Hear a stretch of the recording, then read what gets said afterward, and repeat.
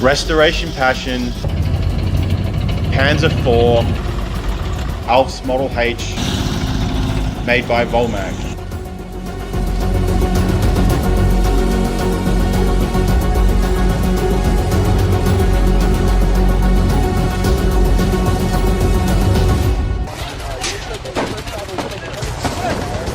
So, welcome to the interior, and I gotta say, from the unexperienced eye, this is just as magnificent as the outside, but you know, what have you got to tell us about? Yeah, so I'll say, here's the upfront disclaimer. There's a bunch of pieces here that are works in progress because we're kind of down to the really hard to come by parts. So we've got a bunch of place fillers for right now. So you're going to see some of the equipment is not the right equipment. The right equipment is either being constructed or being sourced and on the way. So I'll talk about different things, and some of them, I won't talk about the inaccurate ones, I'll just talk about the accurate ones. Right. So big point to look at is the machine gun mount. This is, I've mentioned it earlier, is a complicated piece. So it holds the MG34, and the MG34 is fired off of a foot switch. So the gunner would hit the foot switch, it runs a series of rods. Oh, I see. Yeah, it pushes that thing forward. And so then that little guy pulls the trigger on the MG34, and it's spring-loaded, so as the gun is recoiling and bouncing back and forth, it'll continue a steady pressure on the trigger, so that's kind of cool. Yeah. It has a little shock absorber in it and whatnot. So obviously the loader is also responsible for manning this. His primary feed is going to be the sacks that we talked about, which are all mounted down under here. So they carried like sacks and sacks and sacks and sacks of ammo. And he just unhooks them, and that's pretty... The interesting thing we don't have installed right now, there's a tray set up that where the empty bag hangs beneath the gun, where the empty cartridges fall out into the bag. Yeah. And then a fresh bag mounts on the feed tray. Yep. And so once you shoot your belt out, then everything is fallen down into the sack. So the loader would take the sack off that's full of empty cartridges, you could tuck it away, and then move the empty sack down to the lower position and put a new sack in there with a new belt, pull it, cock it, and ready to be fired. Oh, so it's like a 2-in-1. Yeah. Yeah, okay. Yeah. It's got fulls, and then it's empty, and then it's full of empties. Okay. So, again, this is basically starting from the loader's side. And you guys have even done the stenciling too. Do you have the translations off the top of your head? Yeah, so the tubes up here, so they continue to carry the gas mask protections for, everybody was always worried about somebody using poison gas. And so the Germans always carried gas masks, and in a tank you can't operate your equipment if you're wearing a gas mask. Okay. So what you are wearing the cartridge on the gas mask. So you would put your gas mask on, and then there's a breathing tube. So that says Atemschlauch, which is a breathing tube. Okay. And you would hook that onto your gas mask and hook it onto the cartridge, and then man your equipment. Right. I would imagine that diving into the realm of correct, working, accurate World War II German radios is a tall order. Yes, it is. So the reason we put the modern stuff in is as we operate the tank, it's important that for safety purposes that the driver can talk to a commander and things like that. So if we're going to be doing film, or if we're going to be out doing shows around people, we need good communications. Yeah. So we're using the Vic system. Okay. And I've got the original pieces, but they don't work. They look better, but this is actually going to be functional for us. Yeah, and that'd be hard to argue. So, and then this is part of comms, or what's this? That exact translation, I'm not sure, but that is when the loader loads the round and it's in place and ready to fire, then he activates that switch. Oh, so it's like in your Russian stuff, the loader safety switch. Yeah. So he can lock out the gun firing with this. Okay. Yep. And then we were talking about this earlier. It's some type of assistant, like the loader can assist traversing. Yeah. Because when you're manually rotating a turret and you're on a side hill, it's awfully hard to raise that barrel up, and so if they're in manual mode and the gunner is struggling, then the loader can kick in and give him a hand. Okay, let's talk about this giant unit down here. So the gun counterbalance was a spring. It's just a giant spring. Oh. Something's got to something has to help hold the nose of this gun up, because if it didn't have anything, then the barrel would just flop down. Okay. So that's a counterbalance system, so that it kind of neutrally loads the gun. Yeah. So in order to raise and lower the gun, it's neutral. It's easy Minimal to do. effort. Okay. Yeah. And was that present on the shorter guns, the earlier guns too, or they had to add that for the extra weight of the long? I'm quite sure it would be different, because you're dealing with different setups. So yeah, this would be for the long, heavy barrel. Yeah, this is new to me because a lot of guns I've worked on are neutrally balanced. So during restoration, when you unpin the elevation gear, the gun will kind of just sit there. But looking at this, everything is kind of out the front, and there's very little weight towards the back. Yep. So that definitely becomes a necessity. Most all the German armor has a counterbalance. The gun is not in balance, and it has a counterbalance system. Right. Panzer III uses a torsion bar. Okay. This uses a big spring. Okay. And then, like we talked about on the roof earlier, that's our fume extraction fan. And then loaders access to main armament. Where are we talking for most of that? Well, he's operating the gun, so this is the lever that will open and close the breech. But the loader's doing his job. He can't stand. He's sat. He does stand. So what he can do. All right. What he can do is let me demonstrate. Was there a height requirement for these guys? Or? You're too tall. Oh, okay. So that seat will rotate sideways and then spin around, so it can spin out of the way. So the loader can stand. Yeah. And he can maneuver around and pull shells out of the ready rack. Okay. Now we've kind of put everything in here just to kind of show the type conditions of what it would be like. Usually tanks, restored originals, are pretty well empty. Yeah. And they seem like they have a lot of room. Mm-hmm. And it's just kind of an illustration of what it would be like. So his first rounds, like off the bat, ready rack, is that what's down here, or? This would be storage. I believe you'd probably be pulling from this rack. Okay. Here. Yeah. And then he's doing that from this. He's loading standing up typically, or? Okay. Yeah. And then we've got more storage boxes at my feet here. Are these more rounds? Yes, they are. You can unclip that, and you should be able to open that up. Right now, you lift, and now it pulls forward. It completely comes off. Oh, yeah. Okay. So you're also carrying a number of rounds in 3 boxes there by the side. So if you were in combat, these lids would be off, I'm sure. And then you'd have all of the rounds there standing up right there at your fingertips. Yeah. So there's a lot more room for ammo in here than I would have thought. There's ammo kind of everywhere.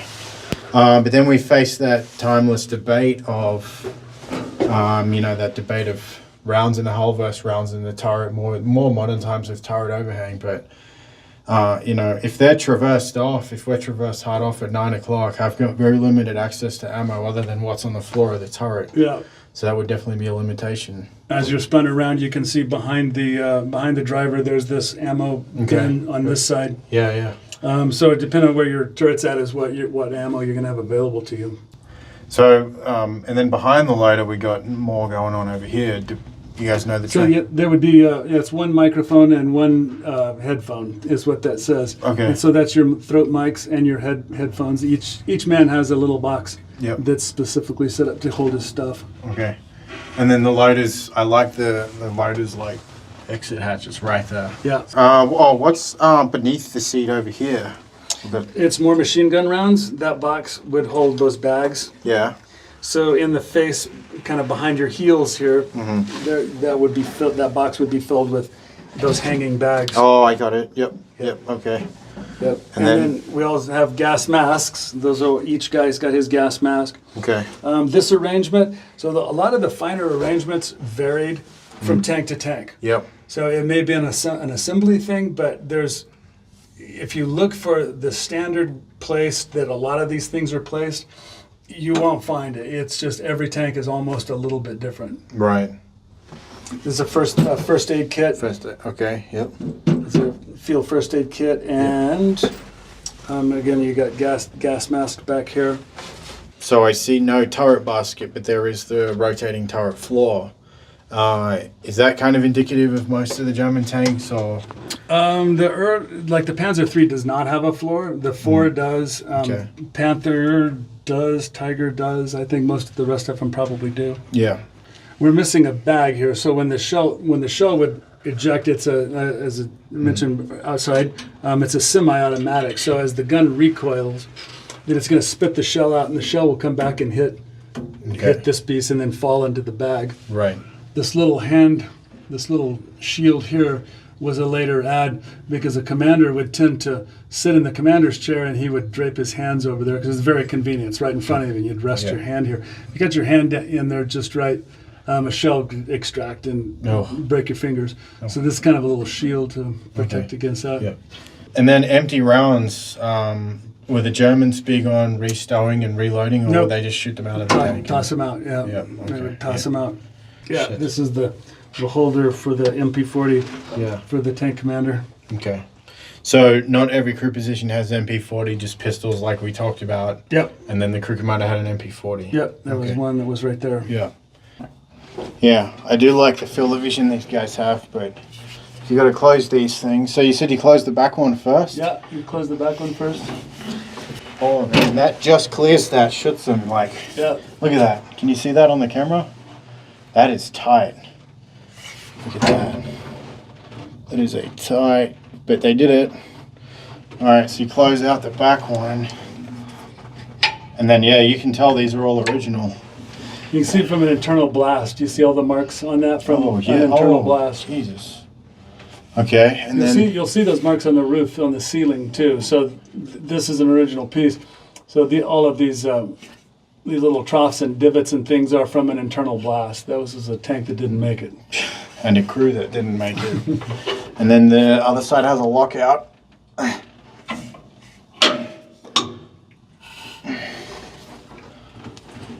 Okay. Yeah, you can close. You can lock up your hatches there, and you're good. Now, they started out with vision ports in those, in those 4 holes there. There would be an assembly that built in there with bulletproof glass, and then there would be a slot that's cut in that outer steel pouch that's on the outside of the door. Mm-hmm. As the war went on and Schutzen became totally common, they did away with the vision ports because there's no point in looking out at the back of the Schutzen. Yeah. So those are welded up. It was a real mishmash. Some tanks were put out with things that are welded up. They actually went to a door that did not have anything. It was just smooth doors. Okay. So there's a huge combination of things you could see there. Yeah. And then was that a pistol port? Yeah, so pull that towards you and then raise it up, and you would hold that open and you could shoot your pistol out of it. To some degree of success, but not a whole lot. Yeah, right. Okay, and then this lever up here, does this do anything? It just spins over and locks the turret door closed. Oh, so you can get it from the top as well? Yeah. Oh, I gotcha, okay. Yeah, like that. Yeah. And then see the bottom one has two levels on it. So if you'll open the top, now push the door just barely out, barely open. Yeah. You got to open the bottom hatch now, barely, and then you can set it right there. Now that's your air conditioning. There's another feature. Yeah. You just turn the air conditioning on there. All right. So when I got to get out of this thing in a hurry, we're going like 1, 2, push that open. Hope that locks, and then we're gonna send that one out. And then out you go. Okay. Let's see how much of a painful. Oh, I got to do a sector Soleil act to get out of here. Yeah. So I'm contorting it. This is not going to be pretty. Contorting at the waist. This might seem like it's in slow motion, but it's not. Oh. All right, I got it. But then you see a lot of those photos of them. Oh yeah, they're riding just on cruising on and the they edge. kind of just sit out like this. Yeah. Yeah. Okay. All right. Cool. So we're in the crew commander's position now, and yeah, this is a little tighter, a little more restricting, I would imagine. So he's, not. Where's he gonna keep all his maps and command type stuff? Has he got? He's got a couple bins. There's one on each side and one right behind him. So there was a binocular box. Okay. I've seen it mounted here in some tanks. Yeah. On the back wall. Mm-hmm. Other places is at different locations. Right. And then the workability of the periscope closing hatches is kind of like a push-pull type you push that locking mechanism to the side, and then that opens and closes. So obviously we're going to be running full blackout. So for those that don't know, at night when you're running tank operations and you're all inside doing your thing, the tiniest little bit of light inside a tank, viewed through a periscope, is significantly magnified. It'll send that one beam of white light right out. So there's various different blackout methods. Some tanks have like a Velcro like flap, but these you literally just shut the armored cover completely. And then your second position is, I would imagine this is for mostly close to combat. I mean, when you open it to that second position, you got a 1/4 inch of room to look out. You'd be just barely peeping out. Yeah. And then you would pull it all the way back, and then you're dealing with maybe an inch or so of vision. And that's the case with all of these all the way around. So it actually gives a pretty good field of view, like where the visual range out of this hole will match up with the visual range out of this hole, and it'll meet the visual range out of that hole. So you can pretty well see 360 degrees. Yeah. By comparing, so it's 5, but the 5 together equals 360 degrees. Okay. And then cupola and periscope interchangeability. Is this the same type of a setup on Panther and Tiger, or did they redo it? No, that was very specific. This is unique to the Panzer IV, and then the very late Panzer IIIs, when they went to the 75 millimeter gun, they got upgraded to this cupola. Okay. And then this brings up a good point to talk about headdress. I noticed there's a lot of padding like in there because that was a bumpy ride. What about inside headdress? So the typical German uniform has a pretty thick wool cap. They weren't really helmets. They were actually the caps like you were wearing earlier. Right. So when you have a wool cap on, you can kind of butt your head on things a little bit, but with no cap, it's just flesh and steel, and it's less comfortable. Yeah. And then his sitting position, he's got the footrest, but he's right there behind that gun. And that plate you mentioned does. Let's say if you had a catastrophic failure of that main gun, that firing pin's coming right out at you, but he's got a little bit of protection for the balls. So. I'm going to raise this up. You drop that lever there, right? Yeah. Right? So wow. This goes like that. Now you can stand on the floor. Yeah. But if you want to stand with a little higher out of the hole, then you can do this. Shit. And you can stand there. So this is for standing looking out. It's all pretty accurate to human height. Like if you stand there, your head is up, just barely peeping out. Or you're looking through the glass. Oh, yeah. So I don't know. I think I would be standing. Yeah. I think that was very common to be standing. Yeah.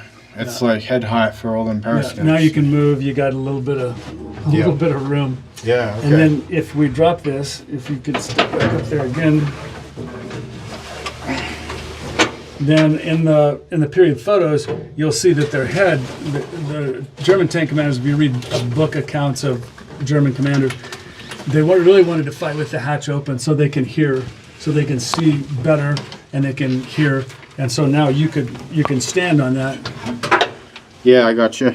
And like if you're traveling down the road, you see the commander popping out. So he's standing in this position here. Yeah, I got it.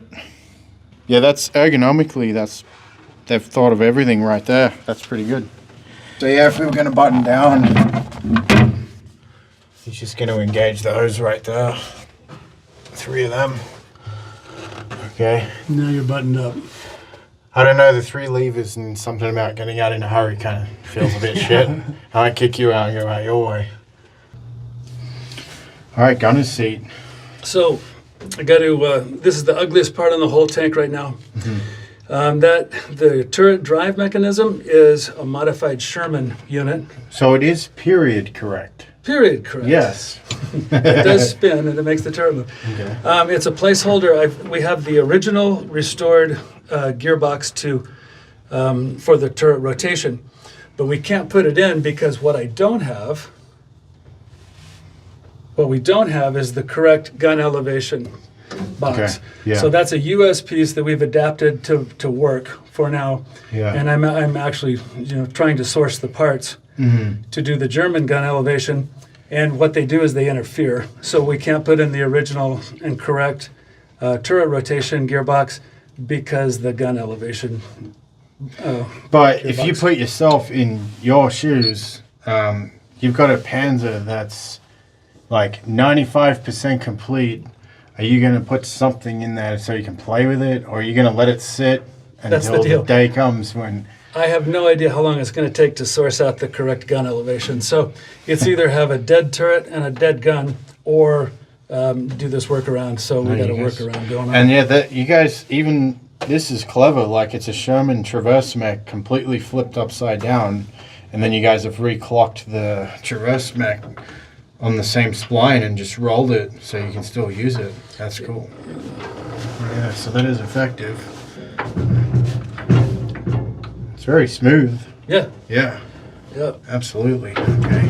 This is a new made turret bearing to German specs. Wow. So it cost a fortune. It was. Oh, this is a kind of a funny story in making this. So Rotec is the name of the bearing company that made this bearing and gearing and things.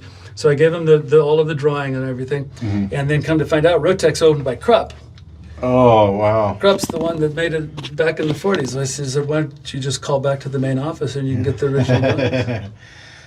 And then gun is firing, traditionally, how is he firing this thing? But it's electrically fired off of the rotation trigger. Okay. When you pull the trigger on that, then it electrically fires a solenoid. So we're going to look at that. Yeah. All right, so we were in the gunner's seat talking about the controls, and for those of our viewers that love to know how things work, this is the all original Traverse.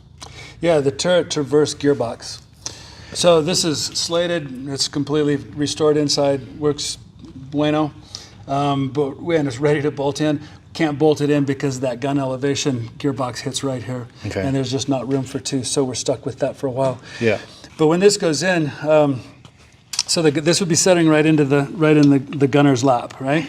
And so he's going to be able to rotate this, and it turns the gear. The electric drive motor fits and bolts up to the bottom, and it has a drive mechanism to spin this really fast, okay? So you got an electric motor can spin that mechanism, or you have the manual that can spin this mechanism. So if we're gonna go from manual to electric, then we switch this, and now it's kind of spring-loaded inside, and I turn. It should engage. Oh, we're engaged. Okay, so now when I turn this gearbox doesn't turn, so it's geared where this will turn it. So it kind of switches the direction.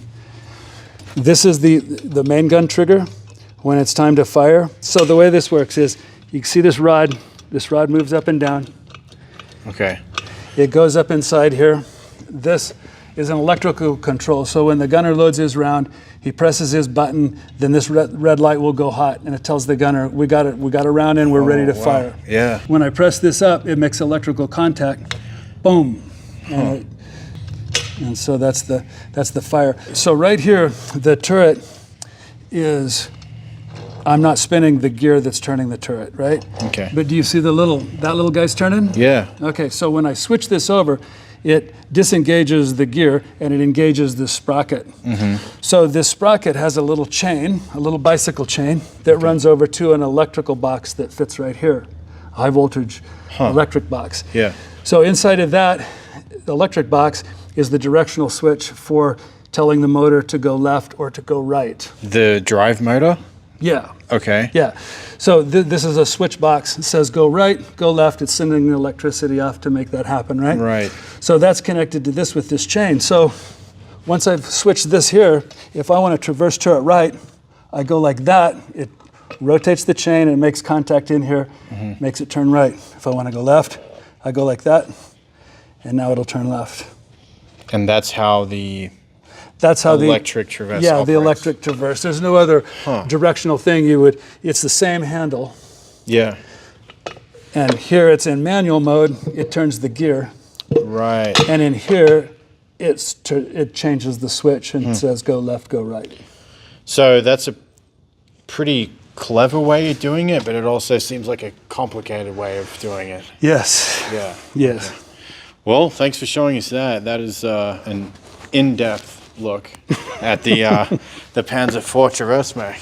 You want to talk about the color of bolts that are inside of it, which is the... Yeah. And the coax is... The coax is a foot. It's a Okay. foot with mechanical linkage that goes up to the gun. I think there's some misconception because American tanks fire with the foot. Right. A lot of people think that the German tanks fire with the foot. They don't. It fires off of the hand grip. Okay. And then our scope here, telescope, is that Panzer or? Yep, that's original Panzer IV Oh, wow. gun sight. Yeah. And we have got a translation for the data plate. You know, I've never looked it up. It means don't mess.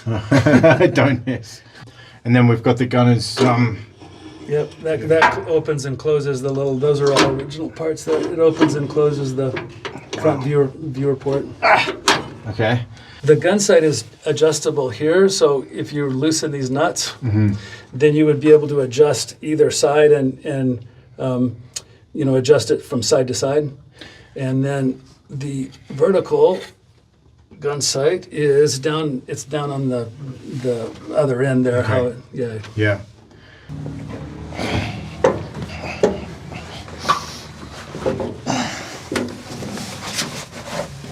Oh.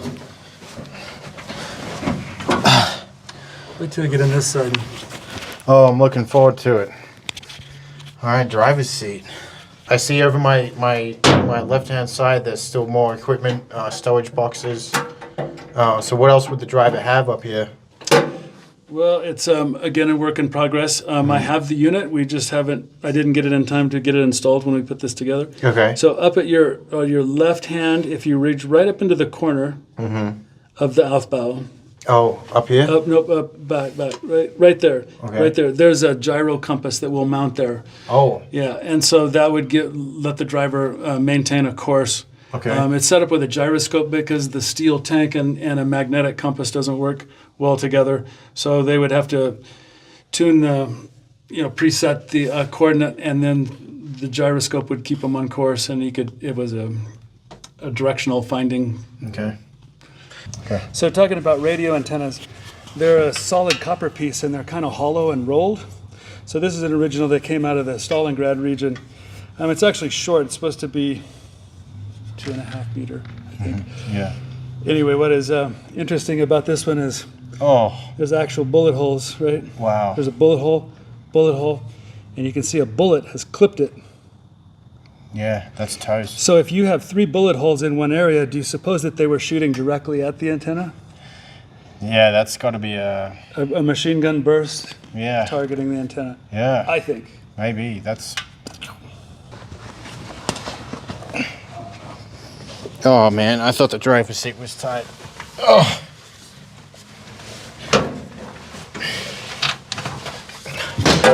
Oh boy. Ugh. Home sweet home. I don't know about that. I'm still getting adjusted. I know what this is. This is a German propaganda mind control device. So if I put my head here and I peer into that, am I going to start singing the Hitler anthem or something? Yeah. All right. You're fully indoctrinated. Dude, this is great. So this is the bow gun, but this is mental. What's going on here? I've never seen a system like this.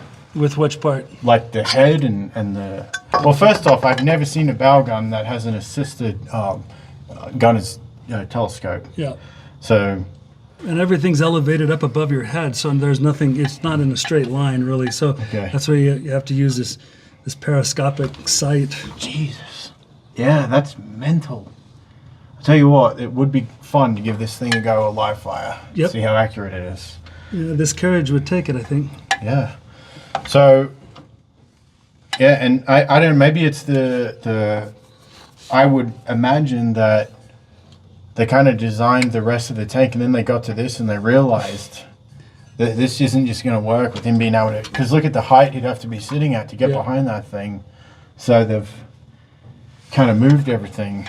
And they've even had to extend the here's the arrangement of the dual bags, right? So you got your rounds feeding out of one bag. Yeah. Oh, they yeah. go through, the empty cartridges fall down into the empty, which is here, and that's catching the empties. Okay.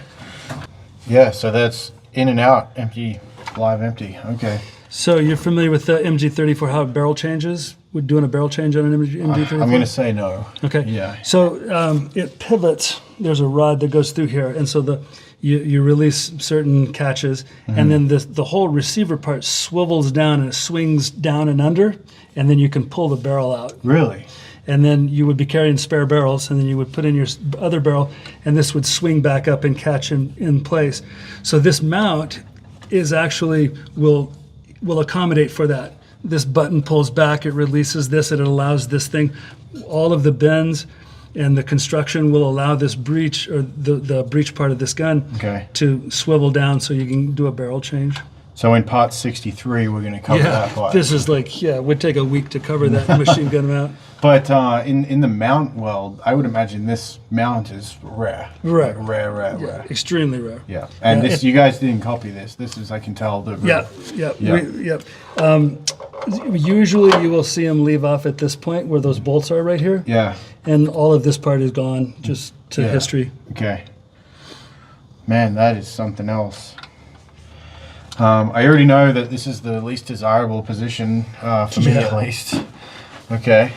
So moving away from the gun itself, do we have any idea how many rounds he's got up here?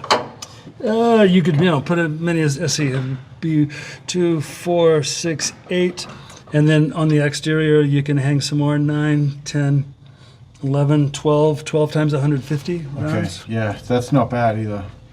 Okay. And then roles and responsibilities for this guy, and then he's obviously the radio dude. Yep, he's got a. Now, are these World War II German radios? Yes. Yep. Wow. Those are the real ones. They're in 10 watt. So it's referred to in German as the FUG, F-U-G, FUG 5 system, and it's a standard issue tank stuff all the way around. But they look like they're in incredible condition. Yeah, they're really nice. We're missing certain power cables and things like that. All of this stuff is, like you said, it's a cottage. Yeah. It's a very specific field of interest. Yeah. And then you mentioned before the escape hatch is under me in this position. Yep, you would have to get up, raise up your seat back. This seat back will actually fold up. Okay. That little button comes and then it folds up. Are you going to try to do it? Yeah, you pull out on that. Yeah. Oh, God. And what? It folds up? It folds up here and locks up out of the way. The audience doesn't want to spend 20 minutes watching me do that. But I've got to escape quickly. But you can kind of get the idea. Yeah, that would fold up here and lock out of the way. Yeah. Then the seat will fold forward, and then you open the hatches and you can go down and out the escape hatch. Now, when we reach 1 million subscribers, I'm going to demonstrate that. Right now, we don't have the. All of the radio power supplies are in the back right here. So there's two power supplies, one for each receiver, and this is the one for the sender. Okay. Again, missing power cables and whatnot. Yep. So here's his atom shock tube. Okay. Here. And this is an MG box for machine gun parts, extra bolt, and different maintenance parts for this guy. Okay. Man, and then he would just. Right. Yep. Okay. Yep. And then if you raise the gun up, then see these guys. They just come off and hang by the little slots, and they're hanging on this. Now, are these reproductions or? They're reproductions. Yeah, they did reproductions. Yeah, I have good quality originals, but you can only afford to buy one or two. Right. And I need to put a whole bunch in here, so these are reproductions. Yeah. Okay. This piece is kind of interesting. This is not standard German World War II Panzer IV piece. This is an exact copy of the Flak Vierling restoration that's taking place in Canada. Okay. So an untouched flak panzer, someone had made this arrangement here out of pieces of a box like this. Okay. And so, kind of in honor of them, he said, I'm going to make a piece like that and put it in here. So this is in tribute to the flak panzer restoration in Canada. And what purpose does this piece serve? Keep your Hostess Twinkies and your Slim Jims and your Gatorade in there. Okay. Good shit. All right. Got a little step that helps you get in and out. Okay, cool. Is there anything else about the bow gun? It's a little point of interest. There's these little rings around, so you always wonder where to put the canteens. These rings were to hang a standard fuel bottle from. And they're in several locations around. Okay. Cool.